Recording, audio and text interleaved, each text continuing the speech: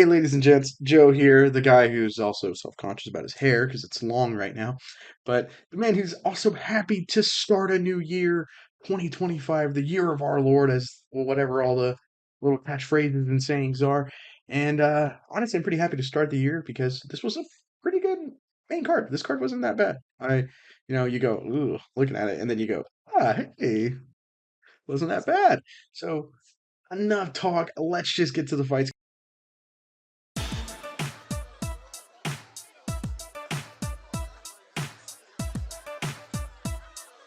Because we had in the main event, Mackenzie Dern taking on Amanda Ribas. First round, a lot of trading of some kicks. Ribas definitely, they were trading kicks and punches. Ribas was probably having the edge in the striking attack, I thought. But Dern does get a takedown middle of the round. Doesn't get anything really going in it, but there's your round.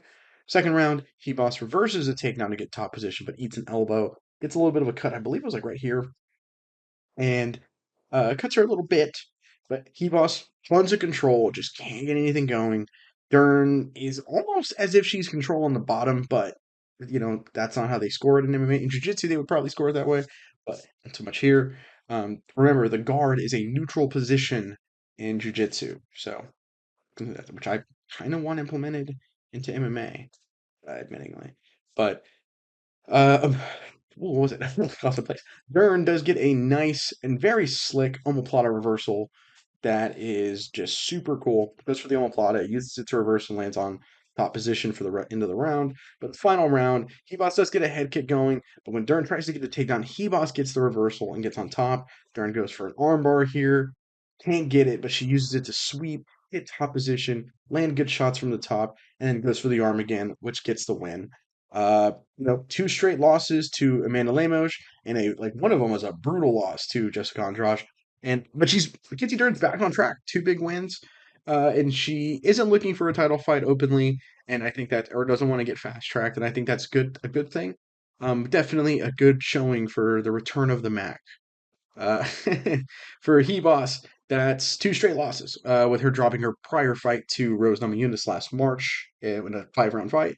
I really hope that we haven't seen the height of her ceiling because Amanda Ribas as a personality is very fun. She can be a fun fighter, but like her personality is very bubbly and entertaining.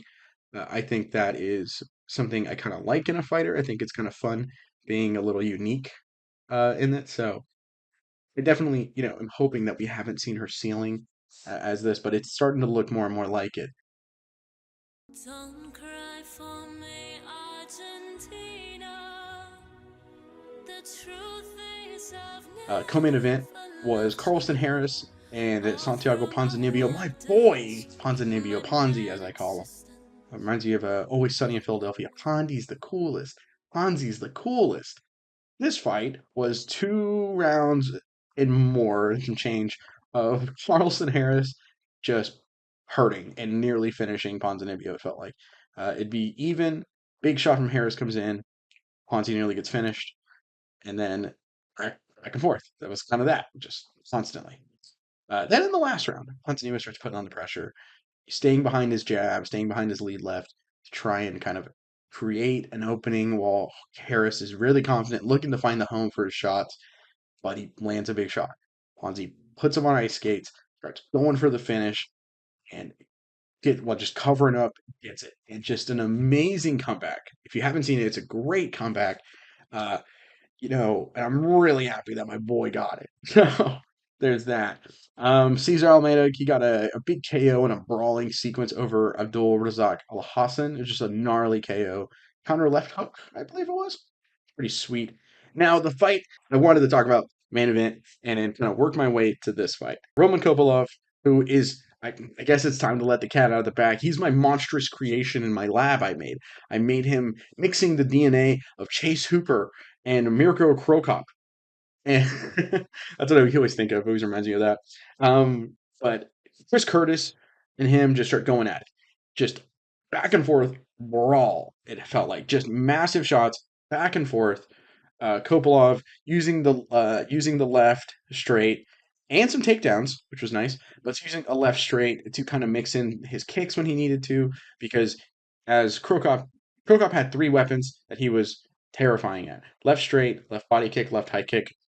And the reason they're all very dangerous and they're all synergized very well with each other is because they all have the lead or the rear shoulder, which if you're throwing a left straight, you're seeing the left. Throwing a left body kick, you're seeing the same twitch. Left high kick, same twitch. And each one opens up the other. If you're blocking high and to stop the high kick, or using then it's like, okay, the left straight's there and the what's it called? The left straight's there and the left body kick's there. If you're using head movement to try and avoid the left straight, you can duck into a left high kick, which will put you out, or a left body kick, eat a liver shot, and so on and so forth.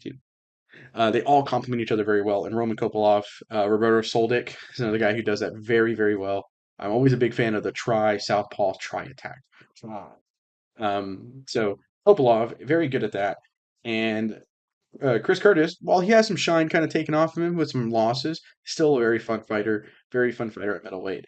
And these guys just let loose, just brawl, back and forth shots. It was awesome. Great fight. But not without some controversy. Final second, basically final like 5 or so seconds of the final round. Both guys tired, exhausted, and Kopylov lands a huge head kick that puts Chris Curtis on all fours. And Chris Curtis just kind of sits there on all fours for like a moment. Kopylov doesn't go for the finish and just like kind of waits for a moment, and the ref calls it. Like in that like brief like 1.3 seconds, just calls it with like a second left, right? And it's a TKO stoppage from a head kick. And Curtis is upset with the call. I know a lot of people are. And so this is what my point of view is, right, on it. And no one might agree with me. No one might agree with me. No one might disagree with me. I'm really kind of curious what you guys think on this because I think it's very interesting, and this is my opinion on it. So, as you guys know, I preach this every year, preach this all the time. Pro fighter safety.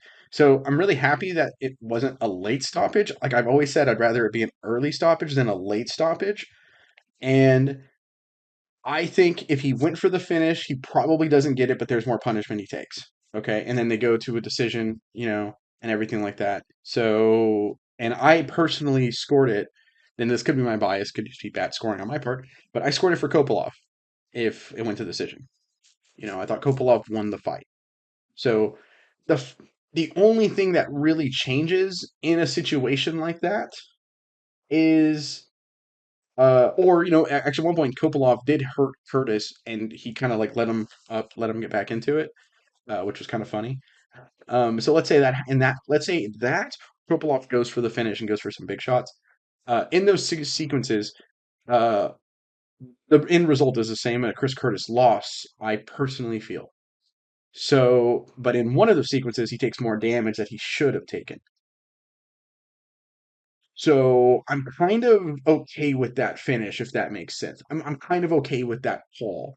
I think it's a rough call. I don't I but at the end of the day, I know a TKO looks worse on your resume, so that's definitely part of it. I don't know if that's the worst thing that could happen on it. So there's that. Uh, I think there's worse things than losing it than getting a TKO loss that you're a little safer in than losing a decision where, yeah, I was definitely nearly out unconscious and took way too much punishment. I think you just kind of have to weigh them, right? Now, you guys might disagree with me, and I totally understand. Chris Curtis, I'm sure, disagrees with me, and I 110,000% understand. This is just my opinion. Definitely really curious what you guys think. I think this is the big talking point of the card, for sure. But I don't let that take away from the fact that it was a very good fight. Very good fight. But for the rest of the card, this whole song and dance, Christian Rodriguez beat Austin Gashi by unanimous decision. Jonah Healy Soriano beat Yordos Medic by KO in like 30 seconds, I think. Felipe Bunez beat Jose Johnson by an armbar in the first round. Marcus Tulio beat Ihor Poteria by TKO, further avenging the legendary Shogun Hua after that horrible Fortnite dance victory thing he had. Thiago Moises beat Trey Ogden by unanimous decision. Jacoby Smith beat Preston Parsons by KO in the first round. Ernesta Karakit beat Nicole uh, Cagliari, Cagliari, I believe, by split decision. Bruno Lopez beat Magomed Gajiusilov.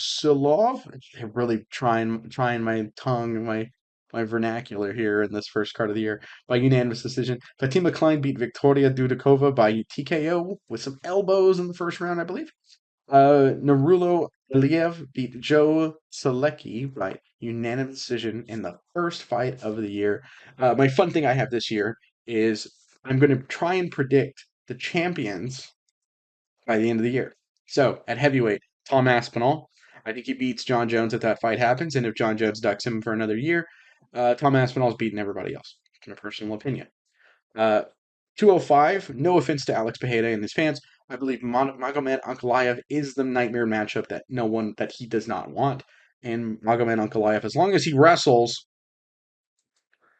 he should have a very, very good win and enjoy a nice championship around his belt.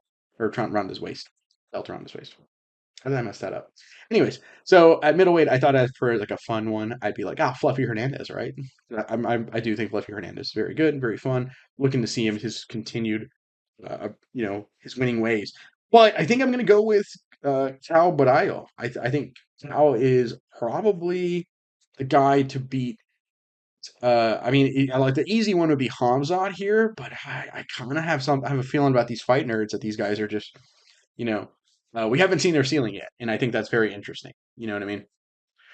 Welterweight, Shavkat. I'm still on this Shavkat train, ain't getting off. I've been conducting this train for a hot minute. Shavkat is doing it. Lightweight, spoiler alert, I'm picking Armin Sarukian to win next weekend. So Armin Sarukian will be our lightweight champion for the year of 2025 by the end of it. And another spoiler alert, Marab, I'm picking to beat Usman, or not Usman, Umar Nurmagomedov. I got the Nurmagomedovs mixed up. Apologies. I'm picking him to beat Umar. So I have Marab, still our bantamweight champion. Tough luck for Sean O'Malley fans. Alexandria Pantoja, I think holds it again, but I think the cracks are starting to be there. I just, I think, I think Moreno or Royval can do it, but I don't know if that fight happens necessarily. It sounds like Kai Kara France might be it, or Manel Cape. I almost picked Manel Cape here. I almost put Manel Cape here, to be honest with you. But that's a rematch I'd be down to watch. For women's 135, I have Kayla Harrison. I think she's beating Juliana Pena, personally, but I think it's Kayla Harrison. For 125, I have Manon Farrow. I believe Manon Farrow would have beaten, as much as I hate saying it, if Alexa Grasso, whoever won the Alexa Grasso Valentina trilogy, which is 1-1-1, or really 2-1, because let's be honest. Alexa Grasso beat her twice. I'm kidding. It's 1-1-1, of course. Uh, Manon Farrow is, I think Manon Farrow would have beaten both of them. That's my personal opinion.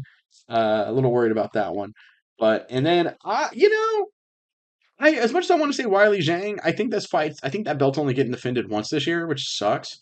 But at women's 115, I'm gonna go with Tatiana Suarez.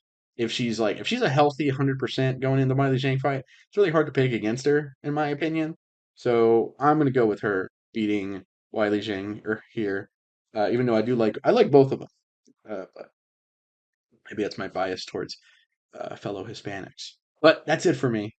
So if you enjoy what we do here, support us on Patreon. It's a big, big thanks to us and a big thank you to all our Patreon things. We do special things for you guys all the time, like exclusive content. You see all our content, and you get our content early as well. And as a bonus, you get to nominate a retro review for us to review when we get to it. Been in a new job. You guys probably noticed like the lighting's a little different and stuff like that because I'm still trying to figure out how to balance this with the new job because I went from working overnights, which gave me a good amount of time to work on things, kind of, to now I'm on a normal schedule. So, which is a little awkward, trying to get back into that groove after 7 years of being overnights. So my sleep schedule's often messed up. Things are always messing up. So I apologize to you, and because I apologize to Carl about to it a lot because it's definitely made things a little more difficult on my end. But we're definitely getting to it. We're definitely gonna make all this work and get this KO'd for all of us. And as you know, that's always a fantastic bonus. And if you're also interested, I did mention spoiler alert. What am I spoiling by accident? I'm spoiling the preview show, which me and Carl shot yesterday. Shot it later on in the day yesterday, and it should be up on the channel anytime. now. It's probably up on the channel now, I would imagine. So definitely check out me and Carl break down all of UFC 311, and it should be a great, fantastic thing. We had a lot of fun shooting it, and we had a great time. So that's what matters at the end of the day is us having a great time. We think it translates well to there. And less, me getting off track like I tend to do. I'm trying to be more consciously aware of the critiques and it's all constructive is how I take all of it, right? Take it all constructively, except the people calling me fat. You're just getting it. I'm playing. Anyways, that's it for me. I'm Joe with the INC. Thank you so much for watching. Peace.